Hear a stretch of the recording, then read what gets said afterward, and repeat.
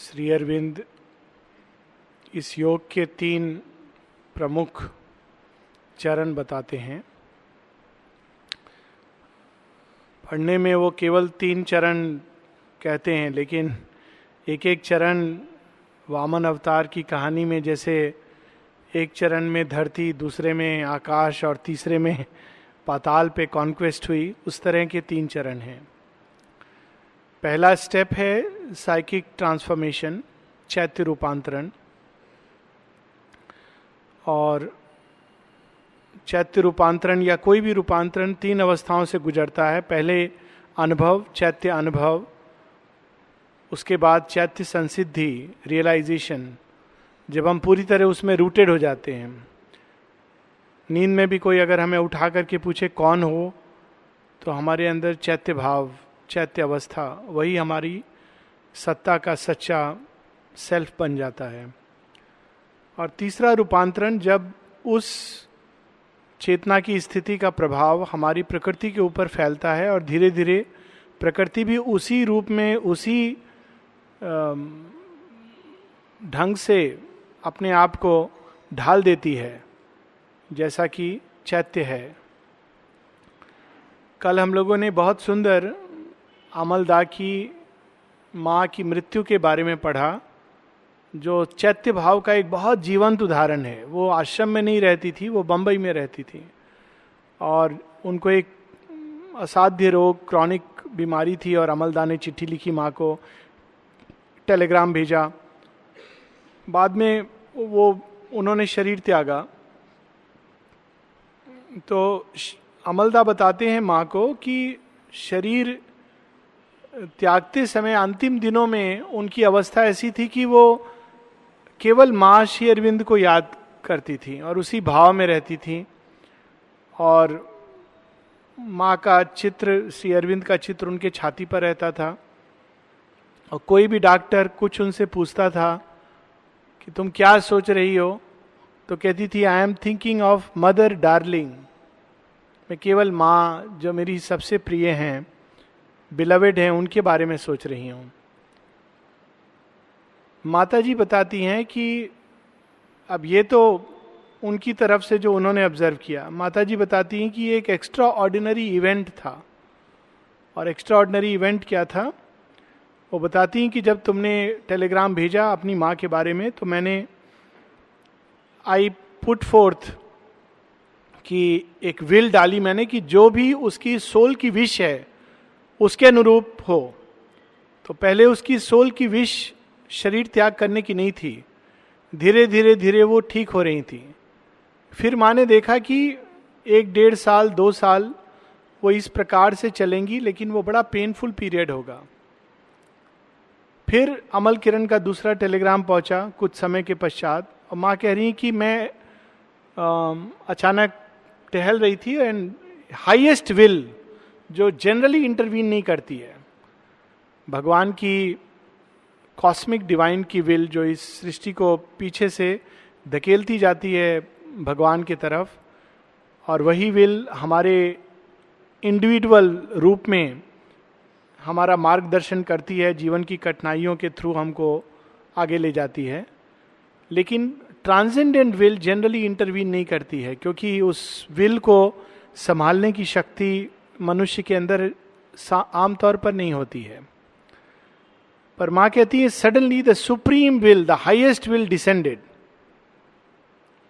अमलदा के टेलीग्राम के उत्तर में the highest will descended, and उसने सीधा जाकर के उनकी माँ की आत्मा के पास जाकर कहा कम विद मी। और माँ जगत जननी, माँ डिवाइन मदर बताती हैं, अमलदा को कहती हैं कि तुम्हारी माता जी ने इतना सुंदर जेस्चर किया, कोई प्रकार की रिएक्शन नहीं, no reaction, she just gave herself कि you have come to take me, here I come, I go with you. और साथ में कहती हैं उसके अंदर एक मानवीय भाव भी था कि मेरे कारण इतने लोगों को तकलीफ हो रही है, मैं ये नहीं चाहती हूं। एंड माँ कहती हैं straight she left into my heart, and from there she went inside to the psychic worlds to rest. कोई इंटरमीडिएट वर्ल्ड नहीं, कोई बीच में प्राण जगत, मनोमय जगत, उसमें भटकन कुछ भी नहीं. सीधा माँ के हृदय में और वहां उसकी की गहराइयों में चैत्य जगत में जाके विश्रांति की अवस्था में. माँ कहती कि इट इज वेरी रेयर, ये हर व्यक्ति नहीं कर पाता है. गीता में इसका वर्णन है कि जो सतत स्मरण करते हैं भगवान का और मृत्यु के समय भगवान का स्मरण करते हैं, वो सीधा मेरे पास आते हैं. भगवान श्री कृष्ण की वाणी है, परम गति को प्राप्त करते हैं. यहां पर हम लोग एक्चुअली इस एक्सपीरियंस को माँ के शब्दों में सुनते हैं. ये चैत्य भाव है. जब कोई चैत्य सिद्ध कर लेता है तो ये अवस्था उसकी सब समय रहती है. He lives in the divine. वो जहां भी जाता है, जहां भी रहता है, वो वातावरण बदल ले, स्थान बदल ले. माँ कहती हैं those who have realised the within, they may change their circumstances, their environment, their place, but they always live in the. वो हमेशा भगवान के अंदर वास करते हैं. चैत्य अवस्था एक बड़ी सुंदर अवस्था है और हम लोगों ने सावित्री में इसका थोड़ा बहुत डिस्क्रिप्शन पढ़ा. आगे चल के ये अवस्था बहुत डिटेल में सावित्री के योग में विस्तार से श्री अरविंद रिवील करेंगे. अभी तक उन्होंने स्टिलनेस जो हमारी इंद्रियों पे छा जाती है, हमें हमारे अंदर एक हृदय के अंदर से अंतर्भास प्रकट होने लगता है. Swift intuitive discernment shone, one glance separated the true from the false. एक दृष्टि मात्र से सच और झूठ में भेद कर पाता आदमी. कोई एनालिसिस से नहीं, कोई ऑब्जेक्टिविटी से नहीं, एक ग्लांस देखने मात्र से कि ये सच है, ये झूठ है. ये चैत्य भाव है. इसीलिए उसको कई बार स्वान, हंस के रूप में बताया गया है. और चैत्य स्थिति कई बार परमहंस की अवस्था में ले जाती है व्यक्ति को, जहां प्रकृति बिल्कुल उसको झेल नहीं पाती है, जैसे श्री रामकृष्ण इत्यादि. परंतु वो एक बालवत अवस्था में व्यक्ति घूमता है, कोई चीज से बंधा नहीं रहता, केवल भगवान की भक्ति, अहेतु की भक्ति. प्राण जगत, प्राण की भक्ति कैलकुलेट करती है, भगवान में भक्ति कर रहा हूं, मुझे क्या मिलेगा. ट्रांसफॉर्मेशन मेरे नाम पे लिखा है आपने कि नहीं लिखा है. 5 साल हो गया, हमको तो कुछ एक्सपीरियंस नहीं हुआ, हम कहीं और जाते हैं. ये सब भक्ति नहीं है. This is just vital. और उसमें भी एक सरफेस वाइटल एक्साइटमेंट, कूदना, नाचना, गाना. लेकिन ट्रू साइकिक भक्ति जो होती है अहेतु की होती है. भगवान से कुछ मांगती नहीं है, कैलकुलेट नहीं करती है, प्रूफ नहीं मांगती है, केवल अपने को देना जानती है. एक ऐसी भक्ति जागृत होती है जब हम चैत्य भाव में जीने लगते हैं. एक ऐसा ज्ञान जो इंट्यूटिव होता है, जो इमीडिएटली बताता है difference between true and false. चैत्य के जागृत होने से स्वतः ही हमारी चेतना सत्य, शिव, सुंदर, श्री अरविंद उसको बड़े सुंदर ढंग से ट्रांसलेट करते हैं. The psychic leads us always towards the true, the good and the beautiful. So जो हम लोग भारतवर्ष में सुनते हैं सत्यम, शिवम, सुंदरम, उसका अर्थ ये है Shiva the auspicious, the good, सुंदरम द ब्यूटिफुल. चैत्य भाव अगलीनेस, धोखा, इस तरह की चीजों को, जब ऐसी चीजें होती हैं तो विड्रॉ कर जाता है. कभी कभी वो ऐसी चीजों से अपने को सराउंडेड पाता है तो it may even decide to leave the body because it can not take those things. या प्रतीक्षा करेगा. लड़ाई झगड़ा, क्रोध, रोष, कामना, वासना, ये सब चीजें से वो परहेज करता है. जैसे कई लोग करेला पसंद नहीं करते हैं खाना, उस तरह से वो इन चीजों से परहेज करता है. स्वतः ही उसको कुछ बताना नहीं पड़ता है कि you have to reject, do this, don't do this. ये मॉरल गाइडेंस नहीं है. उसको स्वतः ही उसमें लगता है कि किस गंदगी में मनुष्य लौट रहा है. उसको दुख होता है जब लोग झगड़ा करते हैं, एक दूसरे से झूठ बोलते हैं, अन्याय करते हैं. वो इट डजंट लाइक इट. चैत्य अवस्था बड़ी सुंदर अवस्था है. ये ट्रुथ को वो जानता है. अगर सारी दुनिया कहती है भगवान नहीं है और जिसकी चैत्य पूरा एकदम रूटेड है, उसको आप पूछोगे, कहता है, कहेगा वो व्यक्ति, I know the divine is there even if the whole world says there is no God. It knows. कैसे जानते हो? तुमने देखा है? नहीं, देखने की जरूरत नहीं है चैत्य को. एक चैत्य भाव है, उसके अंदर नेचुरल भक्ति होती है, वो इंट्यूशन से जानता है, वो एनालाइज नहीं कर पाएगा, किताब नहीं लिख पाएगा। भगवान के ऊपर लोग किताब लिखते हैं लेकिन एक हल्का भी ग्लिम्स नहीं हुआ होता है, but it knows the divine. उसके अंदर एक कल्याण श्रद्धा होती है, साथ में मां कहती है उसके अंदर प्रगति की ऊर्जा होती है, द एनर्जीज ऑफ प्रोग्रेस। चैत्य भाव कभी डिप्रेस नहीं होने देगा, हमेशा जो भी सिचुएशन होगी उसमें देखेगा how to make progress, how to grow further, how to go closer to divine, how to be more intimate to the divine. उसके अंदर भागवत सेवा की भी एक अभिप्सा होती है, उसके अंदर एक एंथुजियाज्म होता है, और सबसे बड़ी चीज उसके अंदर कृतज्ञता का भाव। भौतिक जगत में, फिजिकल वर्ल्ड में, the expression of the psychic is gratitude. जिन लोगों के अंदर कृतज्ञता नहीं है वो चैत्य अवस्था से बहुत दूर हैं। उसके अंदर एक सहजता होती है, सरलता होती है, एक फ्रैंकनेस, ओपननेस। गीता में जब हम देवासुरी संपदा पढ़ेंगे, देवी संपदा में मोस्ट ऑफ देम आर चैत्य भाव। एक करुणा का भाव, जब वो देखती है मनुष्यता किस अवस्था में है, श्रद्धा, ये सब चैत्य अवस्था। इसका डिटेल्ड वर्णन श्री अरविंद बाद में करते हैं सावित्री के योग में, कि कैसे spontaneously thoughts turn toward the infinite, toward the true. हृदय के अंदर सारे भाव शुद्ध हो जाते हैं, प्राण की सारी गति किसी निजी महत्वाकांक्षा के लिए, एम्बिशन के लिए नहीं, बल्कि केवल भगवान की सेवा के लिए ऐसा व्यक्ति जीने लगता है। यहां तक कि शरीर के अंदर भी एक चैत्य स्फूर्णा, एक हल्का आनंद, even in the body it begins to come. A right spontaneous knowledge begins to awake. दूसरा ट्रांसफॉर्मेशन, स्पिरिचुअल ट्रांसफॉर्मेशन, जो हम लोगों ने पढ़ा सावित्री में, इसका बड़ा डिटेल डिस्क्रिप्शन पढ़ा कैंटो 3 में, जिसमें inspiration, intuition, revelation, right discernment, right action, जिसको वेदों में इला, मही, सरस्वती, दक्षिणा, the goddess of right action, क्या करना है। वो किंग कर्तव्य विमूढ़ अवस्था नहीं होती, वो जानता है what is to be done and it does it. चैत्य के अंदर एक स्पॉन्टेनियस ये स्पिरिचुअल ट्रांसफॉर्मेशन, साथ में वास्टनेस। धीरे धीरे हम अहंकार के दायरे से, चैत्य भाव हम लोगों को अहंकार से मुक्त नहीं करता है, वो एक कमरा खोल देता है जिसमें जब हम चाहें जाकर के रिलैक्स कर सकते हैं। जब हमको लगता है कि बहुत ज्यादा अहंकार का विष फैल रहा है, हम वो चाबी हम लोगों के पास होता है, हम खोल के जाके आनंद से उसमें रिलैक्स कर सकते हैं और थोड़ी देर में रिजुविनेट होके वापस आ जाते हैं। अहंकार रहता है।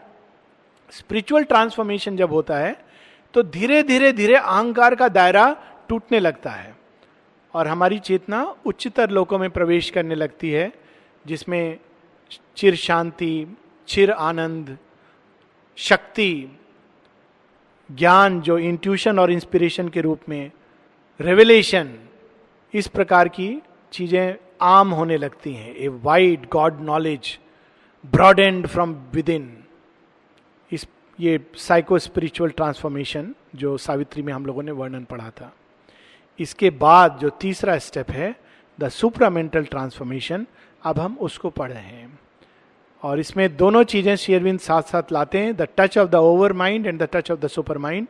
और वो स्पर्श अगर चैत्य अवस्था, चैत्य ने शरीर को, मन को, प्राण को तैयार नहीं किया है, साथ ही स्पिरिचुअल कॉन्शियसनेस, हायर कॉन्शियसनेस ने हमारे मन प्राण को विशाल नहीं किया है, उसमें शांति स्थापित नहीं की है, आनंद का टच नहीं दिया है, स्पॉन्टेनियस नॉलेज, इंट्यूशन अवेकन नहीं हुई है, हमारे अंदर से कई चीजें जो अशुद्ध हैं वो हमसे दूर नहीं हुई हैं, तो यदि वो स्पर्श सुप्रामेंटल कॉन्शियसनेस का अगर हम पर पड़े तो घातक होगा। ट्रांसफॉर्म होने के बजाय सबसे पहले हमारे अंदर जो रेजिस्टेंसेस निकलेंगे हम उसमें समाप्त हो जाएंगे। It is very difficult to bear that touch immaculate. परंतु अशुपति तैयार हैं और यही प्रश्न माता जी ने, अशुपति तैयार हैं, so he is receiving that touch. And कैसा टच है हम लोगों ने वर्णन पढ़ा इस डिसेंट का, a strong descent, leap down, a might, a flame, a beauty half visible with deathless eyes, a violent ecstasy, a sweetness dire. चैत्य का जो माधुर्य है, चैत्य के अंदर एक माधुर्य है, एक वार्मथ है, लेकिन जो उच्चतर चेतना का जो माधुर्य है उसके अंदर एक बहुत शक्ति है. Like Krishna, it is sweet but terrible. Bhishma अगर उनके सामने खड़े हो जाएं और श्री कृष्ण निहत्ते हैं तो वो चक्का उठा करके रथ का कहते हैं I will fight with you. That is the kind of sweetness. Sweetness dire, A violent ecstasy enveloped him with its stupendous limbs and penetrated nerve and heart and brain that thrilled and fainted with the epiphany. तो ये supramental और over mind के touch से जो transformation, रूपांतरण हो रहा है, इसका वर्णन है. और ये इंडिविजुअल लेवल पर Aswapati, that is Shri Aurobindo, he is experiencing. एक समय था जब Shri Aurobindo supramental force freely use कर सकते थे और वो सब उन्होंने रिनाउंस किया ताकि पृथ्वी का रियलाइजेशन हेसन हो सके. उस पर हम लोग बाद में आएंगे. But this is the step when he is experiencing the supramental descent. एंड यहां तक कि उनके शरीर के अंदर चेंजेस, मन प्राण, व्हाट काइंड ऑफ चेंजेस, वो यहाँ डिस्क्रिप्शन है. और हम लोग यहाँ रुके थे, पेज 82 पर रुके थे. Strange energies wrought and screened tremendous hands, unwound the triple cord of mind, and freed the heavenly wideness of a Godhead's gaze. चैत्य क्या देखती है? चैत्य के सामने कोई चीज लाओगे, इंस्टेंटली वो जान जाएगी इसमें ट्रूथ और एरर, फॉल्स कहाँ है. पर supramental touch, wideness of a god heads gauge, 100 वर्ष, 200 वर्ष, 1000 वर्ष आगे क्या हो रहा है, होने वाला है, वो सब उसके सामने प्रकट हो जाता है. माता जी कहती हैं, जब माता जी से किसी ने पूछा श्री अरविंद नए शरीर में कब आएंगे, माता जी कहती हैं शायद 500 वर्ष बाद लोग एक्सपीरियंस करना शुरू करेंगे. इवोल्यूशन उस लेवल पर पहुंचेगा जब श्री अरविंद की सुप्रामेंटल मेटीरियलाइज्ड बॉडी को हम देख सकेंगे. That is 500 years. फिर कहती है 1000 वर्षों बाद मैं तुम लोगों से बात करूंगी फिजिकल ट्रांसफॉर्मेशन के बारे में. ये दृष्टि है freeing the Godhead's gauge. हम बंधे हैं, 3 डोर से बंधे हैं. फिजिकल इनर्शिया, जड़ता, उसने हमारे मन को ऐसा बांधा है कि इसीलिए कहा जाता है जड़ बुद्धि. जड़ बुद्धि क्या है? उसको आगे बढ़ना नहीं चाहती है, वो अपनी सीमा में बंद है. उसी सीमा में, उसी की रिजिड बाउंड्री में उसको सब कुछ देखना है. उसके आगे वो ना सोच सकती है, ना सोचना चाहती है. और देखा होगा हम लोगों ने इसका एग्जाम्पल 50 वर्ष पहले, अगर बताते कि भगवान ये रोज घंटी बजाते हैं, उससे भी आगे कोई भगवान की, नहीं तुम लोग फालतू बात मत करो, ये हमको हमारे पुरखों ने बताया यही बेस्ट है. इवन जब लाइट बल्ब आया था तो कितना रेजिस्टेंस था, लालटेन का एडवांटेज लोग बताते थे.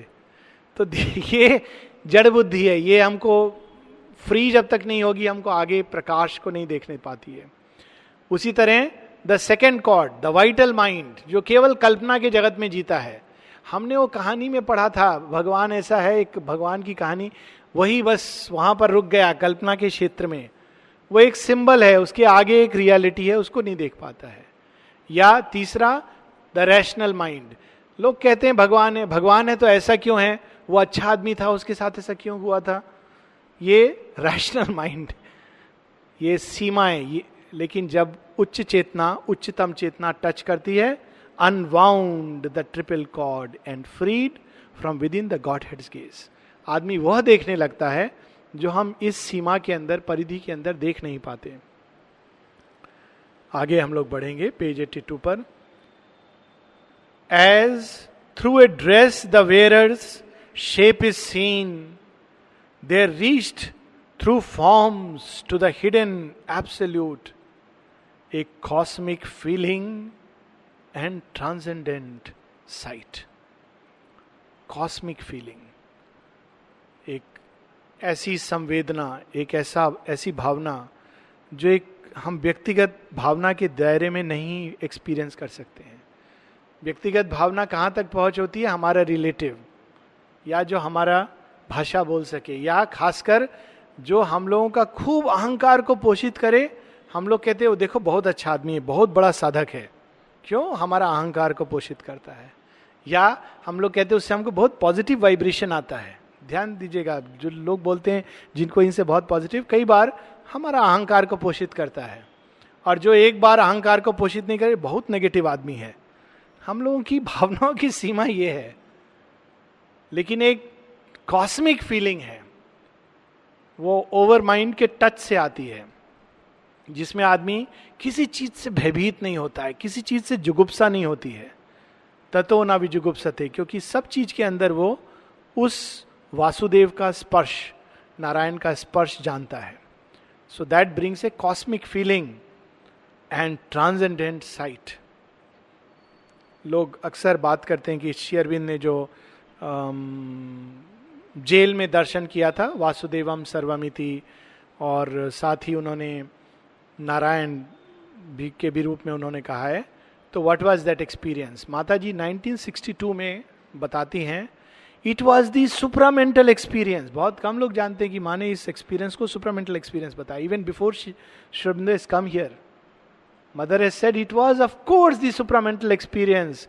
ही used the word Narayana because he came from the Hindu tradition. उन्होंने नारायण शब्द का उपयोग किया। It was the supramental experience, not transformation. Transformation आगे की चीज है, सुप्रामेंटल एक्सपीरियंस सर्वत्र कॉस्मिक फीलिंग। वो बताते हैं श्री अरविंद उस समय जेल के शिक्षे के अंदर, ये वकील, विपक्ष का वकील, सबके अंदर वो देख रहे थे। That is a transcendent site, it's a cosmic feeling. वो कहते हैं पहली बार मैंने जाना प्रेम क्या होता है जेल के अंदर। मैं एक चिड़िया, पेड़ पौधा, सबके प्रति मेरे अंदर एक बहुत अपार प्रेम प्रकट होता था। So that is a cosmic feeling and transcendent sight. Increased and heightened were the instruments. Instruments क्या है? दो इंस्ट्रूमेंट होते हैं, अंतःकरण जो मन है, और बाहरी इंस्ट्रूमेंट जो हाथ, पांव, आंख इत्यादि, ये सब इंस्ट्रूमेंट्स हैं। तो ये इंस्ट्रूमेंट्स की कैपेसिटी हाइटेंड हो गई। कैसे हाइटेंड हो गई? मन वहां पहुंच गया जहां वो पहुंचता नहीं है, जहां से लौट आता है। केन उपनिषद कहता है मन वहां पहुंच नहीं पाता है, लौट आता है। लेकिन मन वहां पहुंचने लगा और एक नया ज्ञान लेकर के वापस आने लगा। इनर इंस्ट्रूमेंट्स, बाहरी इंस्ट्रूमेंट, स्पर्श, गंध, सब अंडरवेंट ए चेंज, और व्यक्ति भगवान की उपस्थिति सूंघने लगा, भगवान की उपस्थिति स्पर्श करने लगा, सुनने लगा। एयरक्राफ्ट जा रहा है, ये नहीं कह रहा उफ कितना यहां शोर है, हे भगवान ये पौंडीचेरी बिल्कुल बदल गया। इसका अर्थ है कि उसने अपने अंदर अभी कुछ रियलाइज नहीं किया।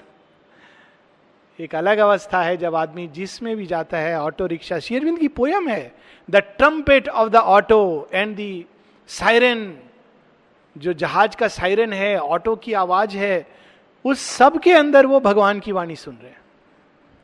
दैट इज अनदर अवस्था। उस अवस्था में हम लोगों को जाना है। शायद इसीलिए भगवान ने थोड़ा भीड़ बढ़ा दिया है कि हम लोग और जल्दी उस अवस्था को पाने का प्रयास करें। नहीं तो हम लोग अपना अकेलेपन में, पीस इज वेरी इजी, पर उस भीड़ में peace. Increased and heightened were the instruments, illusion lost her aggrandising lens. Illusion क्या है? इल्यूजन ये नहीं है कि चीजें सत्य नहीं है। बहुत बार हम लोग सोचते हैं जगत मिथ्या, ब्रह्म सत्य का ओरिजिनल सेंस ये नहीं था कि ये नहीं है। ओरिजिनल सेंस ये था कि संसार वह नहीं है जैसा दिखता है, जहां हम एक्सपीरियंस करते हैं वो नहीं है। एक्सपीरियंस हम वो करते हैं जो इंद्रियों ने हमें डेवलप करके दिखाती हैं। अगर हम जानवर से पूछेंगे तो वो संसार को अलग ढंग से एक्सपीरियंस करता है। कुत्ता मनुष्य को इससे नहीं पहचानता है कि उसका नाम, रूप, ये सब नहीं, वो सूंघ के पहचानता है। आप देखेंगे कि बच्चे, जो गाय के बच्चे हैं या पशु के बच्चे हैं, कैसे माँ पहचानती, सब एक जैसे लगते हैं, आप कंफ्यूज हो जाएंगे। लेकिन माँ जानवर की कभी कंफ्यूज नहीं होती है। ठीक अपने बछड़े के पास जब गाय पहुंचती है, सूंघती है, चाटती है, और वो जानती कि ये मेरा बछड़ा है, उसके अंदर वो शक्ति है। उस तरह से मनुष्य के अंदर ये शक्ति नहीं है, वो दूसरे ढंग से पहचानता है। तो ये क्या है? ये इल्यूजन। सेंसेस हमको एक रियलिटी वीव करती हैं और सेंसेस बांध देती हैं हमारी सीमा को। एग्रेंडाइजिंग लेंस, वे चीजें जो छोटी हैं, जिनका विशेष रोल नहीं है जीवन में, वो बहुत बड़ी दिखाई देने लगती हैं. इल्यूजन में जो जीता है उसका ये लक्षण होता है कि पूछेगा अच्छा कैसा तुम्हारा स्वास्थ्य कैसा है, थोड़ा सा वजन कम हो रहा है, अरे बहुत भयानक, जल्दी से ठीक कराओ, कुछ जांच कराओ. कहीं वो एक आदमी था, वो 50 साल की उम्र में चला गया था ऐसे. ठीक है, आना जाना में क्या प्रॉब्लम है, इट्स एन इल्यूशन. और जो चैत्य अवस्था में रहता है कहता है कोई बात नहीं, 50 बार मैंने शरीर को बदला है, एक बार और बदल लूंगा. 39 का एज में स्वामी विवेकानंद भी चले गए थे. लेकिन ये नहीं कि you don't take medicine, medicine लीजिए, जो कुछ करना है करिए, लेकिन वो इल्यूजन, जो छोटी चीज है वो इतनी बड़ी लगने लगती है, भयभीत होता रहता है आदमी, उससे कांपता रहता है, वो इल्यूजन है. वो अपना भयावह दृश्य खत्म हो जाता है. उसका एक प्लेस है. शरीर स्वस्थ रहना चाहिए, स्वस्थ रहने के लिए हमको ये करना है, मेडिसिन लेनी है, एक्सरसाइज करनी है, बस उतना उसका रोल है. Atomic, as from her failing hand the measures fell, atomic look the things that loomed so large. ये ब्रह्मांड कितना बड़ा लगता है, पृथ्वी कितनी बड़ी लगती है. लेकिन जब व्यक्ति उस टच के कारण एक विश्व चेतना में और विश्व के परे ट्रांसेंडेंट चेतना में चला जाता है, तो सब उल्टा हो जाता है. पृथ्वी लगती है मेरे शरीर के कोने में कहीं पर है, क्योंकि वो बृहत शरीर में जीने लगता है. दैट इज द विश्व रूप. जब श्री कृष्ण अपना विश्व रूप दिखाते हैं, देखते हैं अनेकों अनेकों कोटि ब्रह्मांड उनके अंदर जा रहे हैं, सब विलय हो रहे हैं.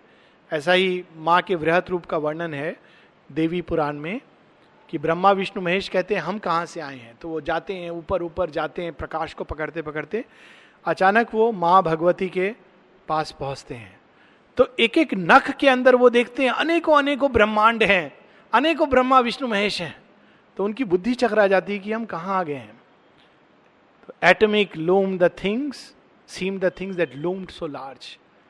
श्री अरविंद एक जगह बताते हैं कि उस अवस्था में गैलेक्सीज, तारामंडल, नक्षत्र लगता है कि हमारे कोने में है. माँ क्या कहती थी जब माँ से किसी ने कहा आश्रम, माँ कहती है oh it is a formation somewhere located here in my body. पूरे आश्रम के बारे में माँ कहती है एक छोटा सा फॉर्मेशन है जो मेरे शरीर में पेट की ओर एक राइट साइड में जहां अपेंडिक्स होता है वहां माँ यहां पर लोकेटेड है. How we will understand this. बाहर से देखने में लगता है कि she is living in a particular room. So the little ego's ring could join no more in the enormous spaces of the self. The body now seemed only a wandering shell. His mind the many frescoed outer coat of an imperishable inhabitant. His spirit breathed a superhuman air. कितनी अद्भुत line है. The little ego's ring could join no more. इसके साथ अहंकार समाप्त हो जाता है, अहम भाव कंप्लीटली चला जाता है. अब वो दोबारा आदमी उसमें फंसता नहीं है. शरीर कैसा लगता है, एक शेल है, जा रहा है अपने रास्ते, उसको यंत्र के रूप में उपयोग किया जा रहा है. Among many bodies it is one of the centres. इसका वर्णन माँ इस सुपरामेंटल एक्सपीरियंस का 1912 की प्रेयर में करती हैं कि I see that this body is one among many centres. That is how she is. Then she says कि yes, it is a more active center, more open center, more dynamic center, more freer channel, but she is not limited to the body. तो ये एक experience है. और मन कैसा लगता है, माइंड के इतने सारे, एक एक माइंड चाहे तो हजारों किताब लिख दे, माइंड की एक कैपेसिटी होती है. लेकिन वो कैसा लगता है, भगवान के घर, किसी के घर जाते हैं तो बाहर यहाँ बैठने के बहुत सारे कुर्सी हैं, बहुत सारे कमरे हैं, लेकिन असली जो इनहैबिटेंट है वो अंदर छिपा हुआ है. बाहर आता है कोई मिनिस्टर, हाँ आपका क्या सेवा करना है, हमारा ये प्रॉब्लम है, अच्छा हम राजा को बता देंगे. राजा को किसी ने नहीं देखा है. आउटर फ्रेस्कोड कोट, लेकिन राजा कौन है, इनहैबिटेंट कौन है, वो अंदर छिपा हुआ है. His spirit breathe a super human air. Mount Everest का एयर ब्रीथ करने लगे. The imprisoned deity rent its magic fence as with a sound of thunder and of seas, vast barriers crushed around the huge escape. जो अंदर में चैत्य छिपा हुआ था, दबा हुआ था, एक जेल में था, सडनली फ्री हो गया और उड़ने लगा विशाल गगन के क्षेत्र में। और नीचे शुद्र चेतना, निम्न चेतना, सब उसका जो फेंस था, it all broke down beneath the incarnate trade. उनके उस चेतना जब उतरी, उसने जो चरण धरा, तो चैत्य लिबरेट हुआ और निम्न चेतना जो उसको बांध करके रखी थी, इट ऑल वेनिस्ड।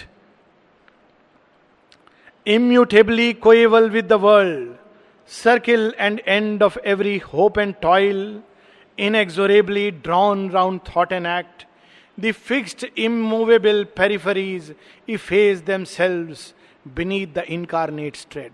वे कठिनाइयां, वे सीमाएं जो लगता था कभी नहीं टूट सकती हैं, वे बंधन जिससे बरसों आदमी स्ट्रगल कर रहा था, नहीं तोड़ पा रहा था, अचानक इनकारनेट जो अवतरण हुआ उस अतिमानस चेतना का, स्पर्श पड़ा, वो सब समाप्त हो गए। भागवत कृपा के स्पर्श से, हाईएस्ट ग्रेस के टच से, they all vanished. The dire velamen and the bottomless crypt between which life and thought for ever move, forbidden still to cross the dim dread bounds, the guardian darknesses mute and formidable, empowered to circumscribe the wingless spirit in the boundaries of mind and ignorance. वे सब सीमाएं समाप्त हो गई जो हमको बांध के रखती हैं, ना ऊपर उड़ने देती हैं, ना नीचे खाई में जाने देती हैं। इसीलिए मनुष्य एक सीमित चेतना के घेरे में जाता है। उसको नीचे जाने से भी डर लगता है, ऊपर जाने से भी डर लगता है। नीचे राक्षस असुर का राज्य है, ऊपर देवताओं का एरिया है, दोनों से डरता है। देवताओं के एरिया में जाएगा तो इतना फ्री हो जाएगा कि लोग परेशान हो जाएंगे, नीचे जाएगा तो इतना अधिक अंधकार में चला जाएगा कि कैनॉट फाइट। इसलिए मानव चेतना सीमित रेंज में घूमती है, पशु की भी चेतना सीमित, सब चेतना है। सडनली वो चेतना की सीमा समाप्त हो गई। इसका एक जगह श्री रामकृष्ण ने ईश्वर कोटि और जीव कोटि के लोगों का वर्णन किया है। माता जी इसका अपनी एक प्रार्थना में बताती हैं। I think it is a prayer somewhere around April 1914 का, जिसमें माँ बताती हैं कि कैसे अधिकांश लोग जब अज्ञान से मुक्त होते हैं तो केवल एक क्षेत्र में चले जाते हैं, लेकिन माँ कहती हैं, हे प्रभु, तूने मेरी दृष्टि ऐसी कर दी है, ऐसा मुझे तैयार कर दिया है कि मैं अपनी मर्जी से ऊपर नीचे आ जा सकती हूँ थ्रू दिस स्टेयर।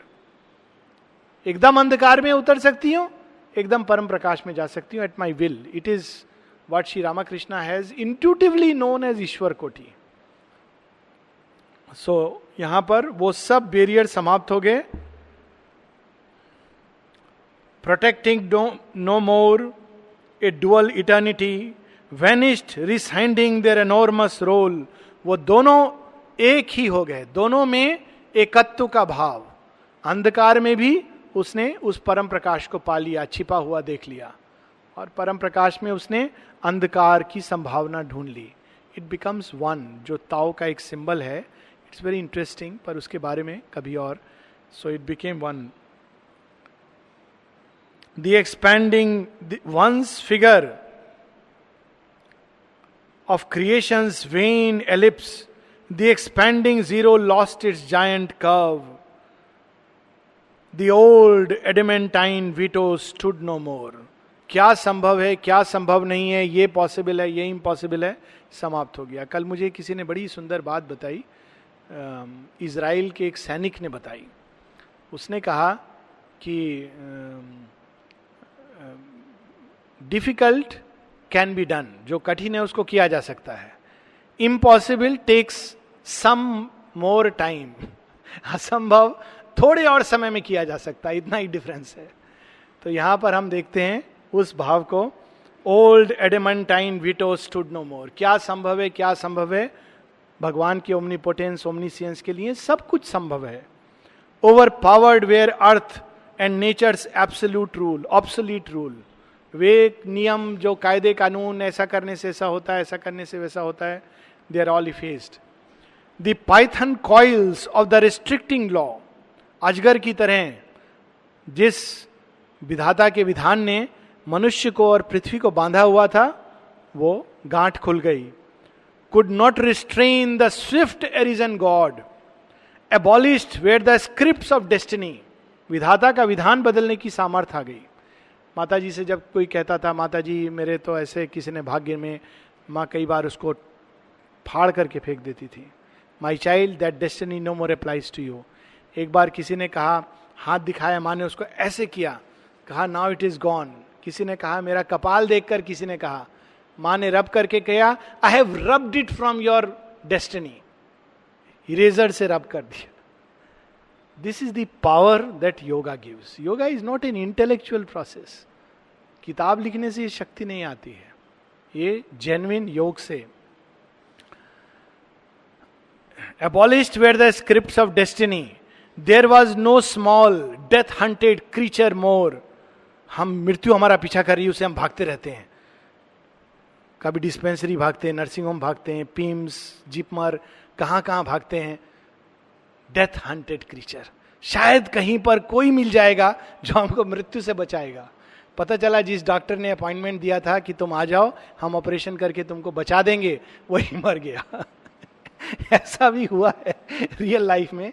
एक डॉक्टर ने किसी को कहा कि 15 साल से ज्यादा तुम नहीं जियोगे, तो वो बेचारा बड़ा डिप्रेस्ड होके, उसकी माँ, बच्चे की माँ डिप्रेस्ड होके मेरे पास आई। मैंने कहा बहन क्यों डिप्रेस्ड हो? बोली ऐसा किसी ने। मैंने कहा डॉक्टर से पूछो, उसको मालूम है कल उसके साथ क्या होगा। तो उसको थोड़ा सा अच्छा लगा। वो डॉक्टर कुछ दिनों बाद वो डॉक्टर ही खत्म हो गया, उसका टाइम आ गया।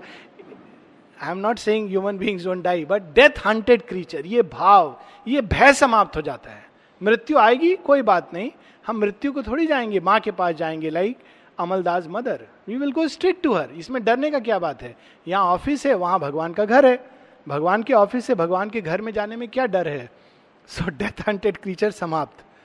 No fragile form of being to preserve from an all swallowing immensity. अभी आदमी डरता है अननोन से, ऑल स्वेलिंग इमेंसिटी, वो समाप्त हो गई। The great hammer beats of a pent up world heart burst open the narrow dams that keep us safe against the forces of the universe. विश्व की अनेकों अनेक शक्तियां, इंद्र की शक्ति, वरुण की शक्ति, देवताओं की शक्ति, दानवों की शक्ति, दैत्यों की शक्ति, असुरों की शक्ति, असुरों का उद्यम, देवताओं का चरित्र, ये सब उसकी रगों में दौड़ने लगा, जिसको हम बेयर नहीं कर सकते। It keeps us safe. वो शक्तियां मनुष्य को, साधना की एक अवस्था है जब व्यक्ति दैत्य और दानव दोनों शक्तियों के प्रति खुलता है। और श्री अरविंद कहते हैं कि in that time he can fall, he can suffer a fall, अगर वो एक तरफ आइडेंटिफाई कर ले। The soul and cosmos faced as equal powers. सृष्टि है, कोई बात नहीं, सृष्टि का विधाता हमारे अंदर है, इक्वल पावर्स। श्री अरविंद की एक कविता है to the sea, maybe sometime we will read it, जहां श्री अरविंद कहते हैं हे समुद्र, मालूम है तुम बहुत विशाल हो, लेकिन मैं आ रहा हूं तुमको सिंह के ऊपर, जैसे सिंह के केश पकड़ करके सवारी की जाती है, मैं भी तुम्हारे केश पकड़कर सवारी करूंगा। फिर कहते हैं तुम कहते हो कि तुम मुझे नीचे दबा दोगे, कोई बात नहीं, प्रयास करके देखो, तुम्हारा पूरा बोझ अपने हृदय पर सहन करके फिर भी मैं हार नहीं मानूंगा। It's a very powerful poem to the sea, कि तुम्हारा पूरा बोझ भी अगर मेरे ऊपर गिर जाए तो भी मैं हार नहीं मानूंगा और तुमको चैलेंज करूंगा। So the soul and cosmos faced as equal power, a boundless being in a measureless time, invaded nature with the infinite, he saw unpathed unwalled his titan scope. हम लोग यहां रुकेंगे 3 हफ्ते के लिए। Next week we will not have class for the next 3 Wednesday, 3 बुधवार, और उसके बाद जो भी दिन होगा, मेरे ख्याल से अगस्त 3 होगा, as far as I remember 3 August we will meet again.